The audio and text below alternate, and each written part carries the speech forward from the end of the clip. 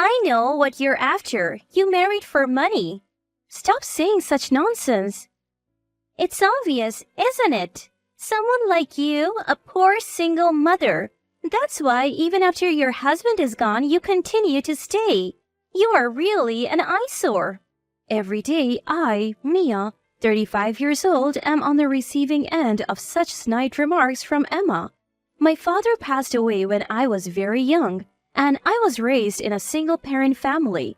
Thankfully, my mom kept working even after she got married, so we weren't exactly destitute, but we certainly weren't wealthy. Still, my mom was always cheerful and she worked hard for me. Because of this, I never felt particularly lonely growing up. I planned to start working after graduating from high school. My mom, however, had been diligently saving up for my college education. I loved studying and I really wanted to go to college, but I couldn't bear to burden my mom, who had struggled to raise me, with this desire. More than anything, I wanted to ease her burdens, so I gave up on the idea of going to college right from the start. So when my mom suggested that I go to college, I was overjoyed. My mom got married when she was 23 and she had me when she was 25. When I was in my third year of high school, my 43-year-old mom, who was still very active, told me, "I'm still in my early 40s and I'm very healthy, so Mia, pursue the path you like. It would hurt me far more if you gave up your future because of financial concerns." Mom! I felt tears welling up at my mom's kindness and strength. I took on a part-time job to help cover tuition. Thanks to that, I was able to graduate college without taking out student loans. After graduating college, I joined a large trading company. I worked hard every day because I wanted to make life easier for my mom. Within 5 years of joining the company, I was promoted to administrative assistant and my salary increased. I took my mom on trips and was able to buy her the massage chair she had been wanting.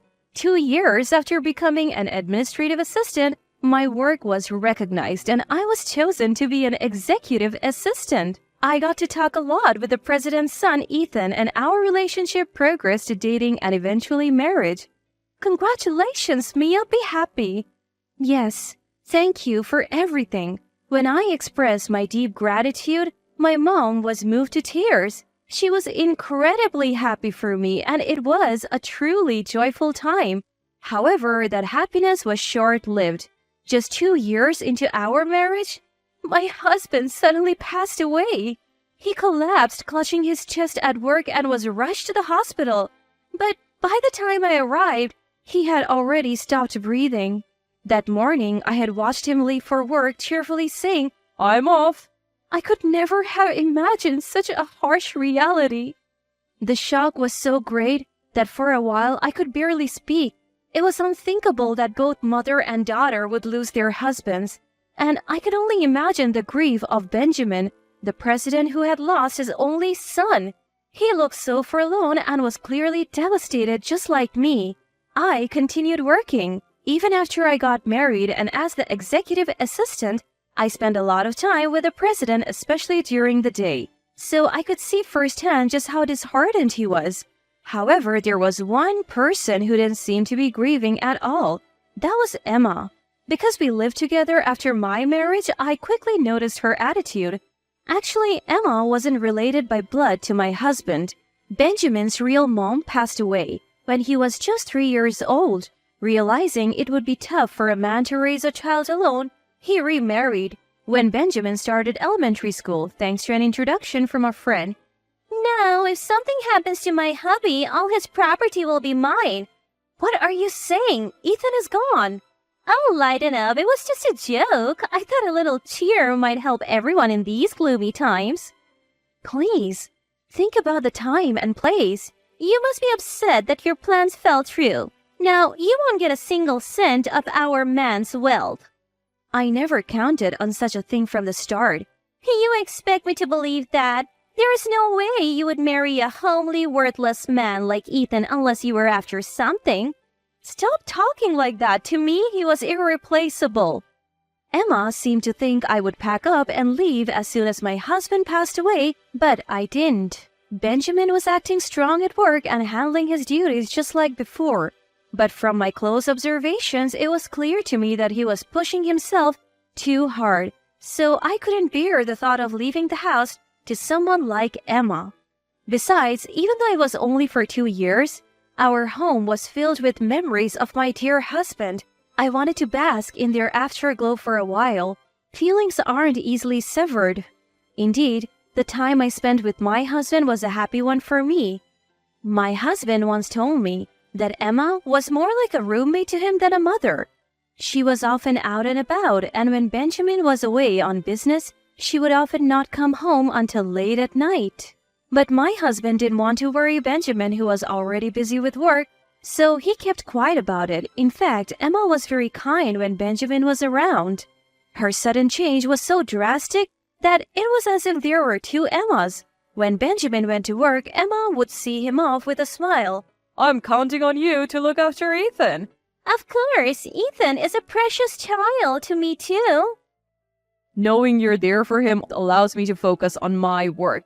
Don't worry about a thing. Do your best at work. Thank you. Have a good day. But the moment the door closed behind him, Emma's smile vanished. Finally, he's gone. Now, where should I go today? Maybe I'll invite a friend to the movies. You going out again? Yes, do you have a problem with that? Oh, no. Remember, don't bother your father with unnecessary things. He's working hard for you. If you say something, he'll worry and won't be able to concentrate on his work. You should quietly study at home every day. Okay, I understand. That was the daily routine, but apparently it didn't bother him too much once he got used to it. In fact, he felt more comfortable when he was not paid too much attention. When he was a child, he thought Emma was like a chameleon. Well, I don't really mind. I think of her as Dad's wife, not my mom. Benjamin was always grateful to Emma for coming when his child was small, allowing him to focus on his work. Benjamin's company was a legacy from his step-grandfather. Benjamin seemed to have a knack for running it. From the moment he took the helm, the company grew exponentially. Now he's managing 5 businesses, each pulling in an annual revenue of $100 million. This, of course, means Benjamin is always insanely busy. My husband used to tell me that when he was a kid, Benjamin barely had time to unwind at home. Seeing Benjamin exhausted from work every day, my husband couldn't bring himself to trouble him with unnecessary issues. That's why he never mentioned Emma. Besides, he didn't feel entirely neglected, so there was no need to bother Benjamin unnecessarily. He was content keeping his concerns about Emma to himself. That's so like him. A relaxed individual, he never struck me as a typical heir to a huge company. Did you ever get angry about it? Nah, not really. I was okay as long as she was home. It gave Dad peace of mind knowing she was there so that he could focus on his work. Plus, we never went hungry and there were always plenty of snacks. I see. My husband laughed it off, never making a fuss. I loved that about him. Besides, it's not like they were mean to me. They just didn't fuss over me. Sure, Emma would throw some snide comments my way from time to time, but I just took it as a typical mean mother-in-law banter. Plus, she was often out and about attending theater performances, shopping, or dining with friends. Since I was still working, we didn't cross paths that much. Emma's sarcastic remarks didn't really bother me. If my husband didn't make an issue of it, there was no reason for me to bring it up either. However, being a thrifty person since childhood, Emma's reckless spending did bother me a bit. It felt wasteful. Nevertheless, since neither Benjamin nor my husband voiced any concerns about it, I didn't feel it was my place to chime in. I kept my thoughts to myself. But after my husband passed away, seeing Emma shopping and indulging in luxuries with a happy, carefree attitude left me feeling uneasy. Benjamin was heartbroken. A man who was like a son to him had passed away. And yet Emma showed no signs of sorrow, which only made me more angry. Emma, please try to be supportive of Benjamin. Be there for him, even though he's pretending to be okay. He's really lonely, I pleaded. Excuse me, why on earth would I listen to you? What's your angle, huh? Trying to worm your way into our family for some of the inheritance? I have never even thought about that. Well, Ethan's gone now, so why don't you just leave already? I won't be leaving. Benjamin has said he's fine with me staying as long as I need to. At this, Emma shot me an irritated look but didn't say anything further. She probably felt relieved knowing she didn't have to worry about me inheriting Benjamin's wealth. But 3 years after my husband's death, Emma was becoming increasingly annoyed with me still being around. Her sarcastic remarks were becoming more frequent and more hurtful. After all, whether at home or at the office, I'm always with Benjamin. Emma seemed to think I was buttering him up, scheming to take over his fortune. It hurt to be perceived in such a light, and I began to question myself, wondering whether it was right to stay in a house where the husband was no longer present. I could gauge Benjamin's situation at the office every day. It might be better for me to return to my single mom instead of living here, enduring Emma's sarcasm. Mom is turning 60 this year, and last year marked the 3rd anniversary of my dad's passing. I had been contemplating my future when Benjamin collapsed. He was fortunate to survive, but there was a high possibility he would need caregiving even after discharge from the hospital. At the company, things didn't immediately fall apart when Benjamin collapsed since he had properly trained his successors. However, Emma's attitude noticeably shifted. The man got what he deserved. He's been so stingy lately. What do you mean stingy? Our credit card limit has been decreased. Our living expenses have been cut. Is the company in trouble? I don't think that's the case. Emma, as it happens, missed her husband's 3rd anniversary ceremony. Last year, due to a hangover from the previous day's wild night out revealed by the credit card bill. It seemed Benjamin, who rarely checked on Emma's spending, had investigated this time. Missing their son's 3rd memorial was too much, even for him. In his fury, Benjamin decided to limit the money Emma could use. That's it, she was getting more than enough money for a normal life, so there was no need to complain. Benjamin himself said that the company might be in trouble. Ethan's absence hit him hard, and before he knew it, things had turned sour. Benjamin said that? Don't play dumb, you know it too, all because we lost a single son. How does that justify ruining the company? No, I truly didn't. And yet he says despite his condition, he's going to rest at home, live a long life. He's been telling people the doctor said he could live to 100. That's good to hear. There's nothing good about it. If he lives that long needing care, it won't be a joke. Emma, her nostrils flaring, began to launch into a tirade about Benjamin. Hearing her call him dull and annoying left a sour taste in my mouth. Who did she think had been funding her lavish lifestyle? Even if Benjamin's company was in trouble, she could at least offer to support him, I thought. And then Emma said something even more unthinkable. So, I have decided to divorce him. Pardon? Just think about it, the company might be in danger. What if we end up in debt? It's only wise to get the property settled and leave before the money runs out. Are you planning to abandon Benjamin when he needs help? I can't handle a bedridden old man with no money left. I'm going to take what I can before his wealth is gone and say goodbye. Is that so? Emma's words, said as if she had come up with a brilliant plan, brought up a feeling of disgust in me. However, just a week after having that conversation, Benjamin's condition drastically deteriorated and he passed away all too quickly. He's gone too. Just 3 years after my husband passed, everything seemed to go dark. Benjamin's voice was so similar to my husband's. Sometimes when we talked, it felt like I was talking to my husband. Not being able to talk to him, not being able to hear his voice anymore, it was too much to bear. Oh no, that man is gone to the afterlife? What perfect timing. He still had assets left, right? His company didn't collapse yet. Maybe he died before taking on debt for my sake. This means all remaining assets are mine. How fantastic. Emma, you sound pleased, even though Benjamin has just passed away. Oh, you noticed? Too bad for you, though. You're not getting any inheritance. I would have preferred Benjamin to be alive than any inheritance. Don't give me that high-minded talk now. You're just pretending to be tough, trying to impress everyone, aren't you? Even if you asked, there isn't a single cent to give you. Despite Benjamin's death, it seemed like all Emma could think about was money. How could she be so heartless? Thinking of that, I feel sorry for Benjamin, which only added to my grief. So, you don't have to come to the funeral. What? Strangers are not allowed at the funeral. I see. That's how it is. Emma didn't seem to understand reality, but I didn't feel the need to explain it to her. Are you sure about that?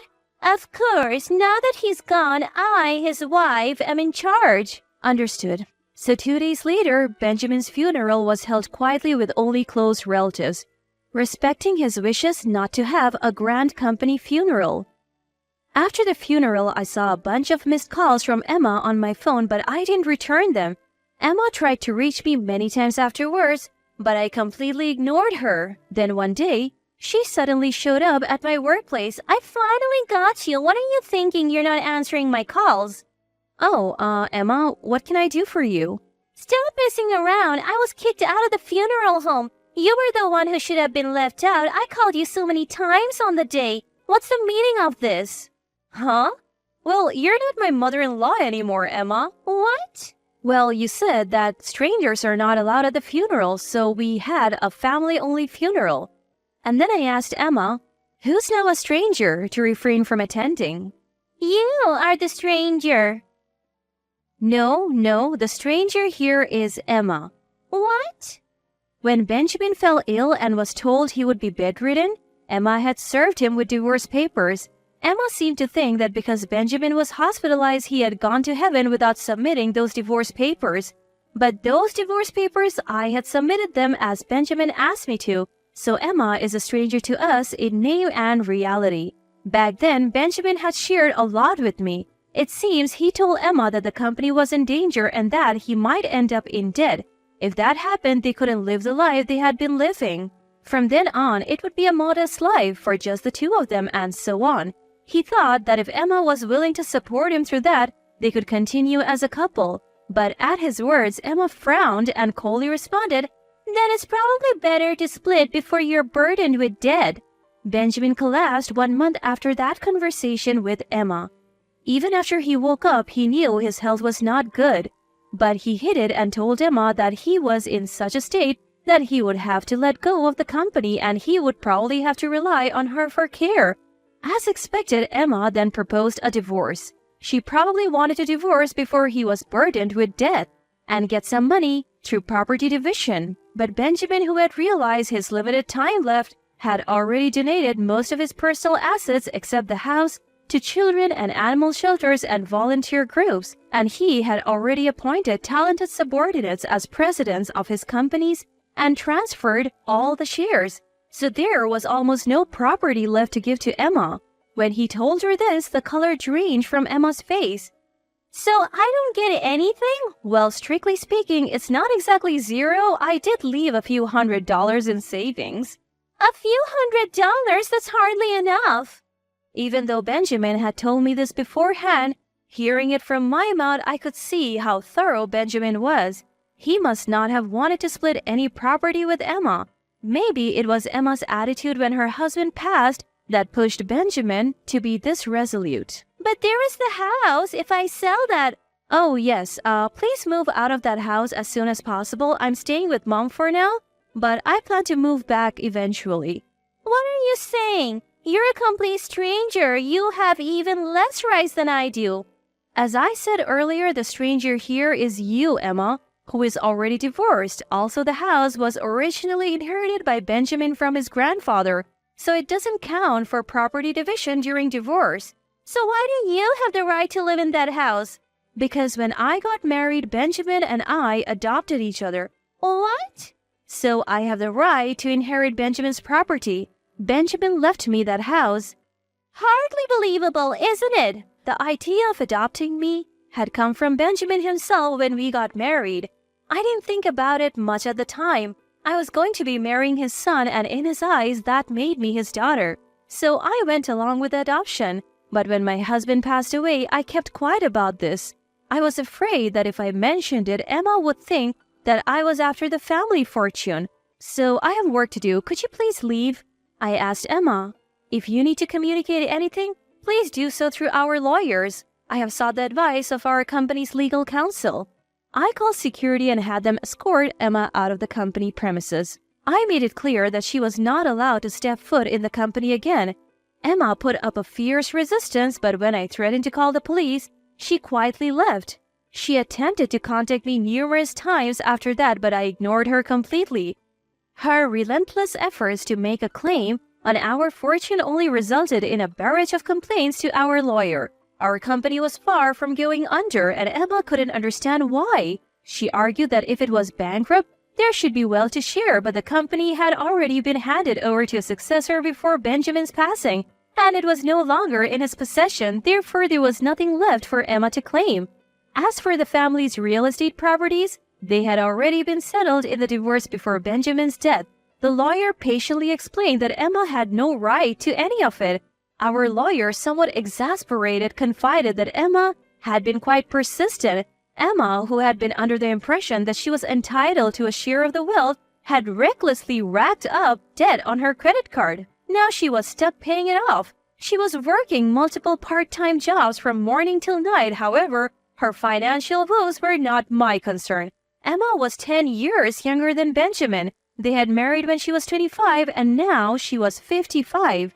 They had been married for almost 30 years, which meant that Emma was entitled to survivor benefits from the Social Security taxes Benjamin had paid even after their divorce. However, she would only be eligible for these benefits when she turned 60, which was still 5 years away. Furthermore, she needed to have filed a claim for a division of the pension within 2 years of the divorce.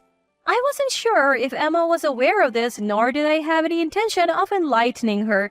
I had no sympathy or obligation to worry about Emma's well-being, so here I am now living in the home I once shared with my mom, Benjamin, and my husband. My days pass calmly and peacefully. There are moments when I remember my husband and Benjamin's smiles, and I can't help but shed tears. But remembering their warm smiles, I too want to live each day with a smile on my face.